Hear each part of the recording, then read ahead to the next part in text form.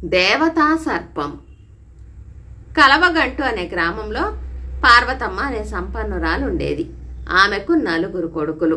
భర్త పోయినప్పటి నుంచి తల్లి తండ్రి తానే అయి వాళ్లను ఆప్యాయంగా పెంచి పెద్ద చేసి పక్కన ఉన్న పట్నంలో వాళ్ల చేత పెద్ద బట్టల దుకాణం ఒకటి పెట్టించింది. తర్వాత కొడుకులు 4కి తగిన సంబంధాలు చూసి పెళ్లిళ్లు చేసింది. పార్వతమ్మ మనసు మంచిదే కాని తగని పిసినారి. ఇంట్లో లక్షలు మూలుగుతున్నా పైసా ఖర్చు పెట్టడానికి కటకట్లాడిపోయేది. తిండికి కూడా సరిగా ఖర్చు పెట్టనిచ్చేది కాదు. ఆమె మనస్తత్వానికి కొడుకులైతే అలవాటు పడిపోయారు గాని కోడళ్లకు మాత్రం చాలా బాధగా ఉండేది. వాళ్లు పిండి వంటలకు కూడా మొహం వాచిపోయారు. భర్తలకు చెప్పుకున్న ఫలితం లేకపోవటంతో వాళ్లు తమలో తాము మనస్తాపం చెందసాగారు. ఎప్పుడైనా అత్తగారు ఏ ఊరైనా వెళితే అప్పుడు తమకిష్టమైన పిండి వంటలన్నీ చేసుకు తినాలని అనుకునేవారు. అయితే పార్వతమ్మ ఒక పట్టాన ఎక్కడికి వెళ్లేది కాదు. ఒకసారి పార్వతమ్మకు పక్క ఊళ్ళోనే ఉన్న తమ్ముడి దగ్గర నుంచి కబురొచ్చింది. ఆమె మర్నాడు ప్రయాణం పెట్టుకుంది. ఆ క్షణం నుంచి కోడళ్ల ముఖాలు వెలిగిపోయాయి. కళ్లతోనే మాట్లాడుకున్నారు, గుసగుసలాడుకున్నారు. తెలివైన పార్వతమ్మ ఇదంతా గ్రహించింది. అయినా ఏం తెలియనట్టు అమాయకంగా ఉండిపోయింది. ఆ రాత్రి పార్వతమ్మ పడుకున్న తర్వాత 4 కోడళ్లు పెరట్లోని తులసికోట దగ్గర సమావేశమయ్యారు. ఇంట్లో అత్తగారుండని 2 రోజులు తమకిష్టమైన వంటకాలన్నీ చేసుకు తినేయాలని నిర్ణయించుకున్నారు. పెద్ద కోడలు తనకు నేతిగారెలు తినాలని ఉన్నదన్నది. 2వ కోడలు తనకు జీడిపప్పు పాకం అంటే ప్రాణం అంది. నాకు కోవా కజ్జికాయలంటే ఇష్టం అన్నది 3వ కోడలు. హల్వా పూరీలంటే అబ్బా అంటూ 4 చప్పరించింది 4వ ఆవిడ. ఇలా మాట్లాడుకుని ఎవరి గదుల్లోకి వాళ్ళు వెళ్లి పడుకున్నారు. మర్నాడు తినబోయే వాటి గురించి ఆలోచిస్తున్న వాళ్ళెవ్వరికీ నిద్ర రాలేదు. అయితే నిద్ర నటించి వాళ్ల మాటలన్నీ అత్తగారు చాటు నుంచి విన్నదన్న సంగతి పాపం వాళ్లకు తెలియదు. తెల్లవారుతూనే పార్వతమ్మ తమ 2 ఎడ్ల బండిలో ప్రయాణమై వెళ్లిపోయింది. ఆమె ఎప్పుడు వెళ్తుందా, ఎప్పుడు పిండి వంటలు ఏర్పాటు చేసుకుందామా అని ఎదురు చూస్తున్న కోడళ్లు 4 ఆమె వెళ్లిన కాసేపటికే తమకు కావలసిన సరుకులన్నీ తెప్పించుకున్నారు. గారెలకు పప్పు నానబోసుకున్నారు. 4 కూరలు, 4 పచ్చళ్ళు, పప్పుచారు లాంటివి తయారు చేసి భర్తల విస్తళ్లలో వడ్డించారు. వాళ్లకు చాలా రోజుల తర్వాత మంచి భోజనం చేస్తున్నామని ఆనందంగా ఉన్నా తల్లికి తెలిస్తే ఏమంటుందో అని హడలిపోసాగారు. అయితే 4 కోడళ్లు వాళ్లకు రకరకాలుగా నచ్చజెప్పి అత్తగారికి సంగతి చెప్పమని వాళ్ల నుంచి వాగ్దానాలు తీసుకున్నారు. అన్నదమ్ములు 4 పట్నానికి ప్రయాణమయ్యాక కోడళ్లు పిండి వంటల పని ప్రారంభించారు. ముందుగా నెయ్యి కరిగించారు. తర్వాత పప్పు రుబ్బారు. ఇక పొయ్యి వెలిగిద్దామనుకుంటూ ఉండగా ఎవరో వీధి తలుపు తట్టిన శబ్దం అయ్యింది. పెద్ద కోడలు వెళ్లి తలుపు తెరిచి చూస్తూనే కొయ్యి పారిపోయింది. ఎదురుగా అత్త పార్వతమ్మ. పార్వతమ్మ చేతిలో ఒక బుట్ట పట్టుకుని ఆయాసపడుతూ, అబ్బా ఏమండలు, ప్రయాణం అర్ధాంతరంగా ఆపుకొని తిరిగి రావాల్సి వచ్చింది అంటూ లోపలికి వచ్చింది. అత్తగారి గొంతు వింటూనే కోడళ్ళు నిలువునా వణికిపోతూ రవ్వ, మైదా, పంచదార ఇలాంటివన్నీ గబగబా దాచేసి నడవాలోకి వచ్చారు. ఏమిటే ఈ నేతి వాసన అన్నది పార్వతమ్మ ముక్కు పుటాలు పెద్దవి చేస్తూ. అబ్బే ఏం లేదత్తయ్యా, నెయ్యి అయిపోతే వెన్న కరగపెట్టా అన్నది పెద్ద కోడలు. మిగతా 3 కోడళ్ళు ఆమెకు వంత పాడారు. అన్నట్టు నెయ్యంటే గుర్తొచ్చింది, మధ్యలోనే ఆగిపోయిన నా ప్రయాణంలో ఒక తమాషా జరిగింది అన్నది పార్వతమ్మ దగ్గరలో ఉన్న కుర్చీలో కూర్చుంటూ. ఏమిటా తమాషా అత్తయ్య అంటూ కోడళ్ళు 4 ఆమె చుట్టూ చేరారు. నేను మన బండిలో బయలుదేరానా, సరిగ్గా మా తమ్ముడి ఊరికి యువతల ఉన్న అడవి చేరేసరికి అక్కడ మన ఎద్దుల్లో ఒక దాని కాల్లో పెద్ద ముళ్ళు ఒకటి గుచ్చుకుంది. దాంతో అది కాలు తీసి కాలు వేయలేకపోతుంటే పాలేరు ముళ్ళు తీసేందుకు పూనుకున్నాడు. నేను అంత దూరంలో ఉన్న ఒక పాడుపడ్డ మండపం దగ్గరికి వెళ్ళాను కాసేపు కూర్చుందామని. చిత్రంగా అక్కడ నేతిగారెల వాసన గుప్పును కొట్టింది అంటూ క్షణం ఆగింది పార్వతమ్మ. నేతిగారెల మాట వింటూనే తుళ్ళిపడి సర్దుకుంది పెద్ద కోడలు. పార్వతమ్మ చిన్నగా నవ్వి, సంగతి ఏమిటో తెలుసుకుందామని నేనటుకేసి బయలుదేరాను. కొద్ది దూరంలో పెద్ద పెద్ద కోవా కజ్జికాయల్లాంటి గుడ్లు కొన్ని కనిపించాయి. అవి దేని గుడ్లో అర్థం కాక మరి కాస్త ముందుకు నడిచాను. అంతే, నా గుండె దడదడలాడింది అని ఆగింది పార్వతమ్మ. అక్కడ ఏం కనిపించింది అత్తయ్య అని అడిగింది. కోవా కజ్జికాయల మాట వినగానే అదురుకున్న మూడో కోడలు తన అదురును కప్పిపుచ్చుకుంటూ. అదే చెప్పొస్తున్నాను. అక్కడ ఒక గోధుమ వన్నె తాచు పడక విప్పి ఆడుతోంది. దాని పడగ ఎలా ఉన్నదనుకున్నారు? ఎంత పెద్దగా, అచ్చం హల్వా పూరీలా నిగనిగలాడిపోతుందనుకోండి అన్నది పార్వతమ్మ. తర్వాత ఏం జరిగింది అత్తయ్య అని నీరసంగా అడిగింది హల్వా పూరీలంటే తగని ఇష్టమనే నాలుగో కోడలు. వినండి మరి. ఆ పామును చూసేసరికి నా గుండె ఆగినట్టయింది. వెనక్కు తిరిగి పారిపోదామా అనుకునేంతలో అక్కడికొక సాధువు వచ్చాడు. ఆయన చేతిలో అరిటాకులతో చుట్టిన పెద్ద పొట్లం ఉంది. కంగారు పడుతున్న నన్ను చూసి ఆయన చిరునవ్వు నవ్వి, అది దేవతా సర్పమని, అదున్న చోట నేతిగారెల వాసన వస్తుందని, దాని పడగ అచ్చం హల్వా పూరీలా ఉంటుందని, దాని గుడ్లు ఇతర పాముల గుడ్లలా కాక చాలా పెద్దవిగా, చూడటానికి కోవా కజ్జికాయల్లా ఉంటాయని చెప్పాడు. తర్వాత ఆయన తన చేతిలోని పొట్లం విప్పి పాము ముందర పెట్టాడు. అదేమిటనుకున్నారు? బంగారం రంగులో ఉన్న జీడిపప్పు పాకం అన్నది పార్వతమ్మ. జీడిపప్పు పాకమా అని తడారిపోయిన గొంతుతో అని వెలవెలపోయింది అది ఇష్టమని చెప్పిన రెండో కోడలు. అవును, ఆ దేవతా సర్పం దాన్ని వాసన చూశాక ప్రసాదంగా స్వీకరిస్తాడట సాధువు అన్నది పార్వతమ్మ. ఇంత విన్నాక కోడళ్ళు నలుగురికి తాము వేసిన పథకం అత్తగారికి తెలిసిపోయిందని, అందుకే ఈ పాము కథ అల్లిందని తెలిసిపోయింది. వాళ్ళు నలుగురు క్షమించమంటూ అత్తగారి పాదాల మీద పడిపోయారు. పార్వతమ్మ ఆప్యాయంగా అందరినీ లేవదీసి, అది సరే గాని ముందు ఈ బుట్టలో ఏమున్నదో బయటికి తీయండి అన్నది ఆజ్ఞాపిస్తున్నట్టు. కోడళ్ళు బుట్టలోని వాటిని బయటికి తీశారు. వాళ్ళకి ఎంతో ఆనందం. బుట్ట నిండుగా వాళ్ళకి ఇష్టమైన పిండి వంటలు. ఆనందాశ్చర్యాలతో తనకేసి చూస్తున్న కోడళ్లతో పార్వతమ్మ, క్షమించాల్సింది నేను కాదు, మీరే నన్ను క్షమించాలి. కొండంత సంపద ఉన్నా మిమ్మల్ని తిండికి కూడా ముఖం వాచేలా చేశాను. ఉన్నది అనుభవించడానికి కాకపోతే మరెందుకు? ఈనాటి నుంచి మీకేం కావాలన్నా నిర్భయంగా నిస్సంకోచంగా చేసుకు తినండి. నాకు కూడా ఇంత పెట్టండి అన్నది. అత్త మాటలకు కోడళ్ళు ఎంతగానో మురిసిపోయారు. కథ సమాప్తం. తెలివి కలవాడు. భోషయ్య అనే భూస్వామికి ఆస్తి వ్యవహారాలు చూసేందుకు మనిషి కావలసి వచ్చిందని తెలిసి వీరప్ప అనే యువకుడు వెళ్ళాడు. భోషయ్య అతడిని వచ్చిన పనేమిటో అడిగి తెలుసుకుని, సరే, నువ్వు నాకంటే తెలివైన వాడివని రుజువైతే నిన్ను పనిలోకి తీసుకుంటాను. అందుకు నువ్వు 3 పనులు చేయాలి.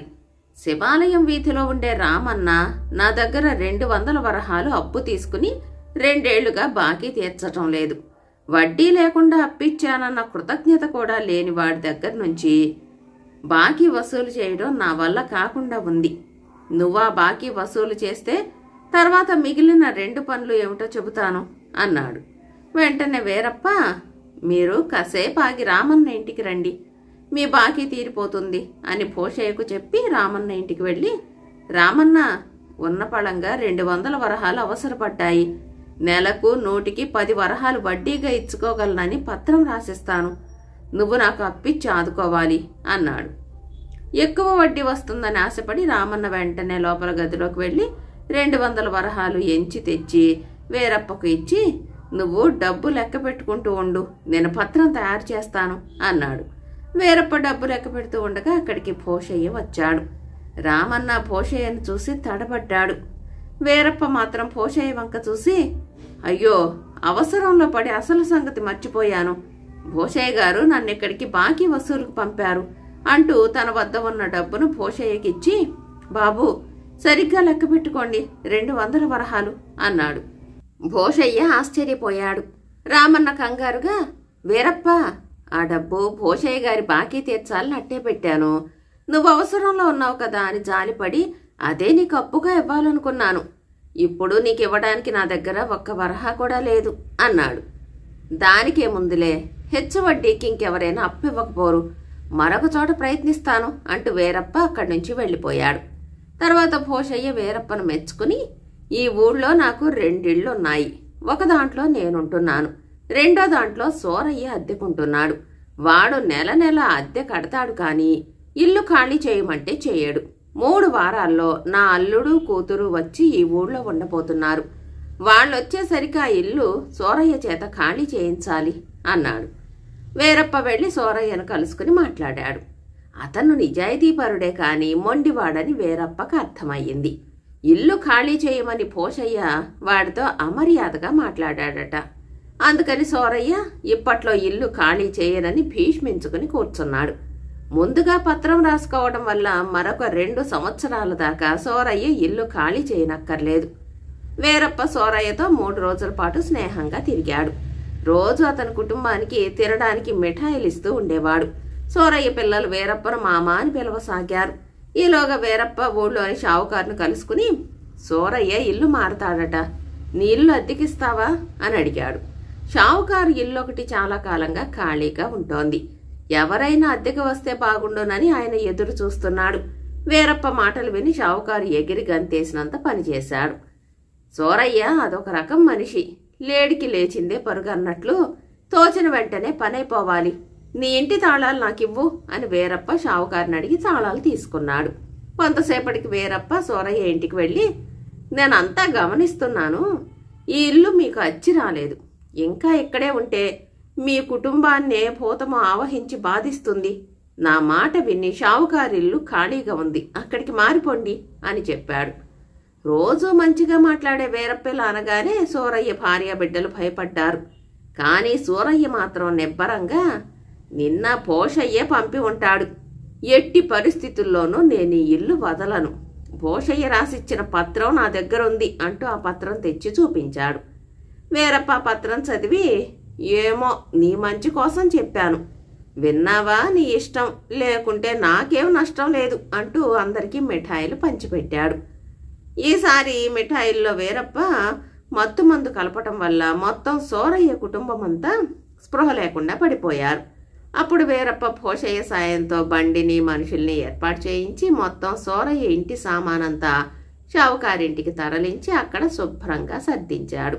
తర్వాత సూరయ్య కుటుంబాన్ని అక్కడి మంచాల మీదకి చేర్చి ఖాళీ ఇంటిని పోషయ్యకు అప్పగించాడు. ఆయన వెంటనే తన సామాను కొంత అక్కడికి పంపి తన ఇంట్లో వాళ్లను కొందరిని అక్కడే ఉండమన్నాడు. ఈలోగా వీరప్ప సూరయ్య వద్ద ఉన్న పత్రాన్ని చించేశాడు. సూరయ్యకు స్పృహ వచ్చేసరికి తను వేరే ఇంట్లో ఉన్నానని గ్రహించి తెల్లబోయాడు. కానీ అతనిక చేయగలిగిందేమీ లేదు. భోషయ్య తన ఇల్లు తన పరమైనందుకు వీరప్పను ఎంతగానో మెచ్చుకుని, ఇక నువ్వు చేయాల్సిన 3వ పని ఏమిటంటే నా భార్యను ఒక రోజంతా మౌనవ్రతం పాటించేలా చేయటం. ఇది చాలా కష్టమైన పని. నేను నా భార్యకు నగలు చేయిస్తానన్నాను, పట్టు చీరలు కొంటానన్నాను, పట్నం వింతలు చూపుతానన్నాను. కానీ ఆమె కొద్ది క్షణాలు కూడా మౌనవ్రతం పాటించలేకపోయింది. ఎలా సాధిస్తావో మరి అన్నాడు. వీరప్ప ఆ సాయంత్రమే పోషయ్య భార్యను కలుసుకుని ఒక తాయెత్తు ఇచ్చి, అమ్మా, ఇది కుడి చేతికి కట్టుకుని ఒక రోజంతా మౌనవ్రతం పాటించారంటే మీ చుట్టుపక్కల వారందరికంటే రెట్టింపు వైభవంగా ఉంటారు. ఈ తాయెత్తు మహిమ ఎంత గొప్పదంటే మీ వైభవం పెరగని పక్షంలో చుట్టుపక్కల వాళ్ల వైభవం తగ్గిపోతుంది. ఆ విధంగా ఎల్లప్పుడూ మీ వైభవం చుట్టుపక్కల వాళ్లకు రెట్టింపు ఉండి తీరుతుంది అని చెప్పాడు. భోషయ్య భార్య ముందు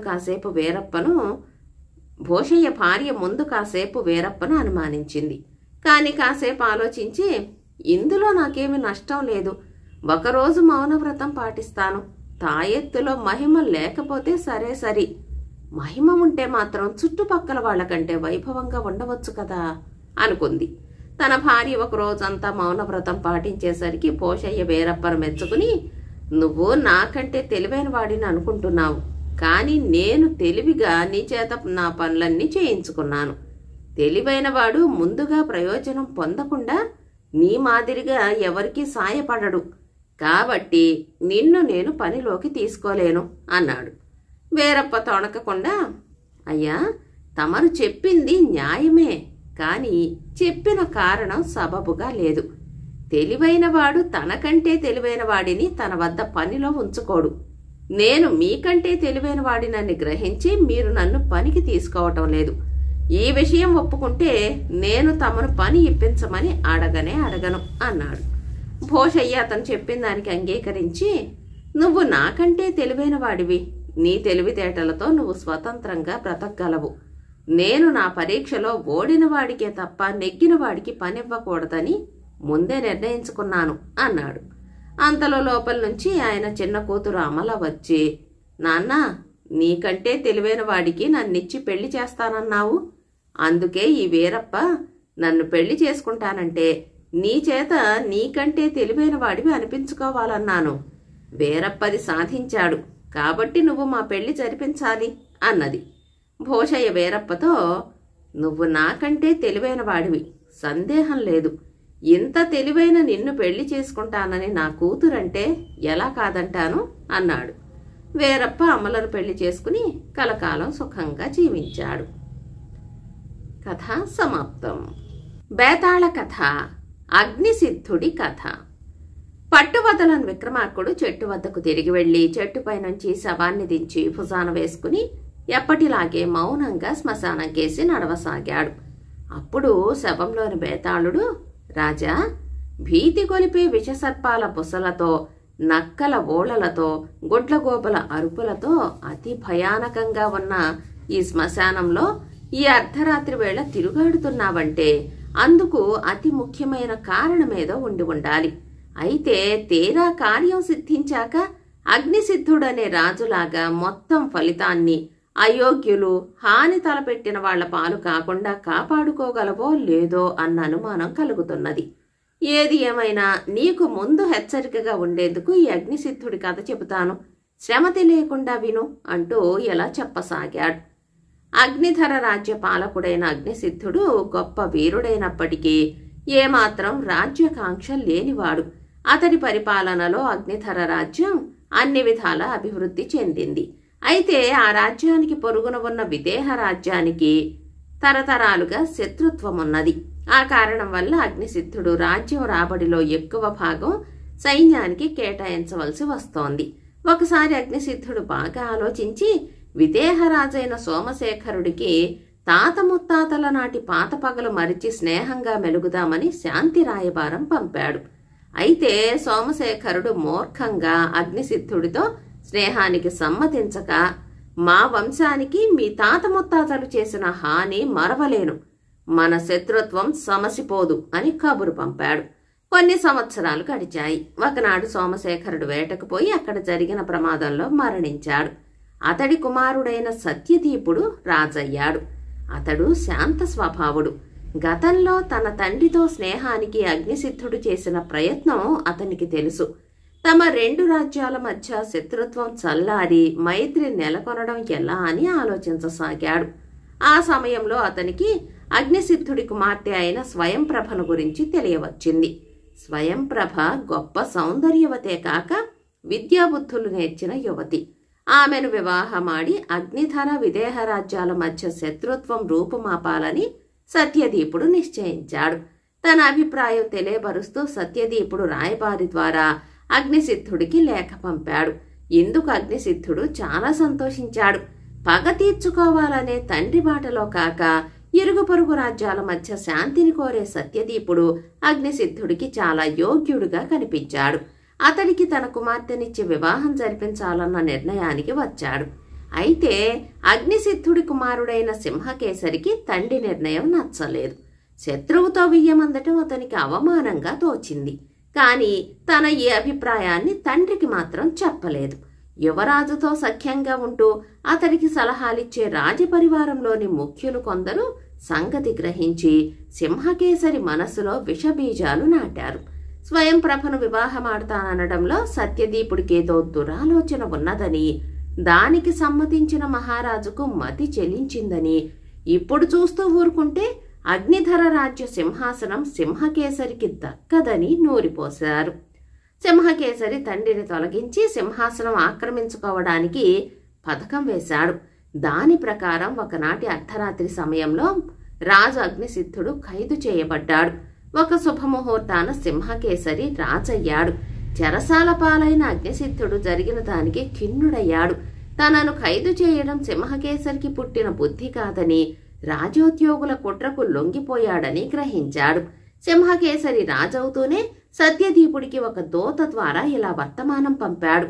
నా చెల్లెల్ని వివాహమాడి మమ్మల్ని వెన్నుపోటు పడవాలని నువ్వు ప్రయత్నించావు. తాత ముత్తాతల నాటి శత్రుత్వాన్ని సాధించడానికి వివాహం అడ్డుపెట్టుకున్న నిన్ను శిక్షించకుండా వదలను. వెంటనే యుద్ధానికి సిద్ధంకా. ఈ జరిగిన దానికి సత్యదీపుడు ఎంతగానో విచారించాడు. యుద్ధంలో సింహకేసరిని ఓడించి తిరిగి అగ్నిసిద్ధుణ్ణి రాజుగా చేయాలని అతను నిశ్చయించుకున్నాడు. ఇంతలో అగ్నిధర రాజ్య ప్రజల్లో పెద్ద అలజడి బయలుదేరింది.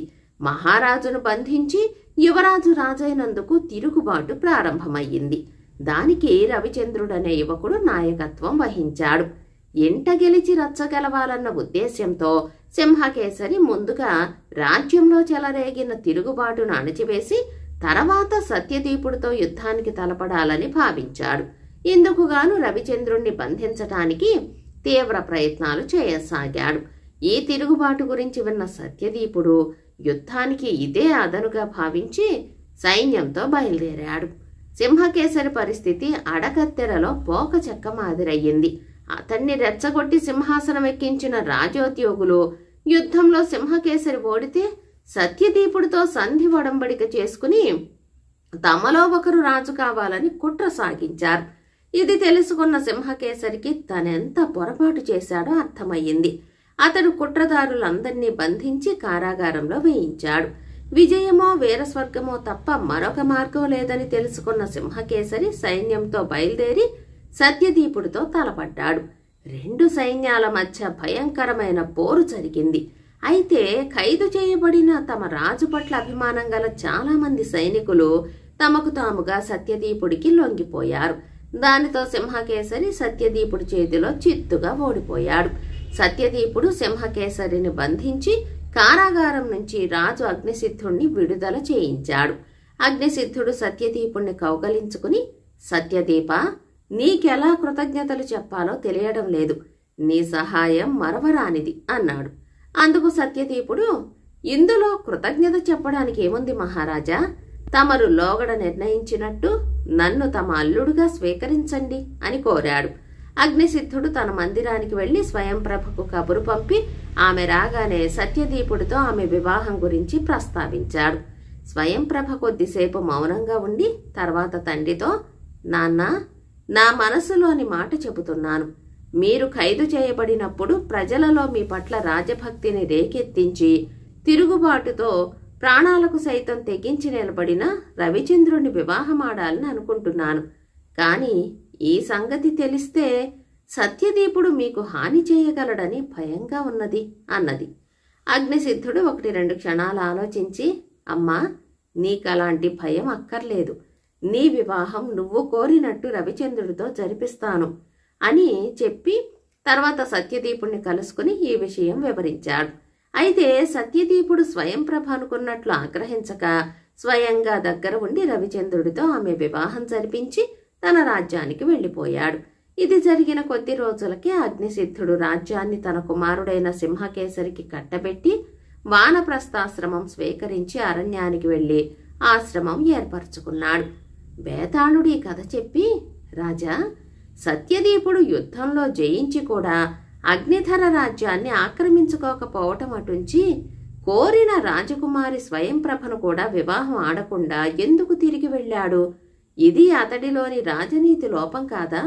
ఇక అగ్నిసిద్ధుడు ప్రజలను రెచ్చగొట్టి తిరుగుబాటు చేయించటం తప్ప మరే యోగ్యత లేని రవిచంద్రుడితో తన కుమార్తె వివాహం జరిపించటం అతడి రాజసానికి మచ్చ కాదా? మరొక సంగతి, తండ్రి అన్న పూజ్యభావం లేకుండా తనకు హాని చేసిన సింహకేసరికి సింహాసనం అప్పగించటం ఏమన్న రాజనీతిజ్ఞత అనిపించుకుంటుంది? ఈ సందేహాలకు సమాధానం తెలిసి కూడా చెప్పకపోయావో నీ తల పగిలిపోతుంది అన్నాడు. దానికి విక్రమార్కుడు, అగ్నిసిద్ధుడు సత్యదీపుడు ఇద్దరు గొప్ప రాజనీతిజ్ఞులు అనడంలో సందేహం ఏమీ లేదు. ఎలా అంటే విదేహ అగ్నిధర రాజ్యాల మధ్య పాత పగలు మాన్పి స్నేహ సంబంధాలు ఏర్పరచటం అనేదే సత్యదీపుడి ప్రధాన లక్ష్యం. రాజకుమారి స్వయంప్రభను వివాహమాడటం అనేది ఈ లక్ష్య సాధనలో ఒక భాగం మాత్రమే. సింహకేసరి ఓటమి వల్ల, రాజు అగ్నిసిద్ధుడి ప్రవర్తన వల్ల ఆ లక్ష్యాన్ని అతను సాధించాడు. అటువంటప్పుడు మరెవరినో ప్రేమించిన రాకుమారిని తాను ఆశించటం ఆటవిక లక్షణం అవుతుంది. అందువల్లనే అతడు ఆమె వివాహాన్ని స్వయంగా దగ్గర ఉండి జరిపించి తన దారిన వెళ్ళిపోయాడు. ఇదే నిజమైన రాజనీతి. ఇక అగ్నిసిద్ధుడు రవిచంద్రుణ్ణి తన అల్లుడుగా చేసుకోవటం గురించి ఎటువంటి సామాన్యుడైనా తన సొంత బలదర్పాలతో నాయకుడు కాగలిగినప్పుడు అతడు అందరి చేత గొప్ప యోగ్యుడుగానే పరిగణించబడతాడు. ఆ సంగతి తెలిసినవాడే గనక అగ్నిసిద్ధుడు రవిచంద్రుణ్ణి తన అల్లుడుగా చేసుకున్నాడు. ఇందువల్ల అతడి రాజసానికి మచ్చ అంటూ ఉండదు. సింహకేసరి స్వతహాగా మంచివాడు. రాజోద్యోగుల కుట్ర గ్రహించలేక అతను తండ్రికి ద్రోహం తలపెట్టాడు. అందుకుగాను అతడు అటు ప్రజల నుంచి ఇటు సత్యదీపుడి వల్ల తగిన శిక్ష అనుభవించాడు. ఈ అనుభవంతో అతను ప్రజాక్షేమం కోరే రాజు కాగలడని విశ్వసించే అగ్నిసిద్ధుడు అతనికి పట్టం కట్టాడు అన్నాడు. రాజుకి ఈ విధంగా మౌనభంగం కలగగానే బేతాళుడు శవంతో సహా మాయమై తిరిగి చెట్టెక్కాడు. కథ కంచికి మనమింటికి.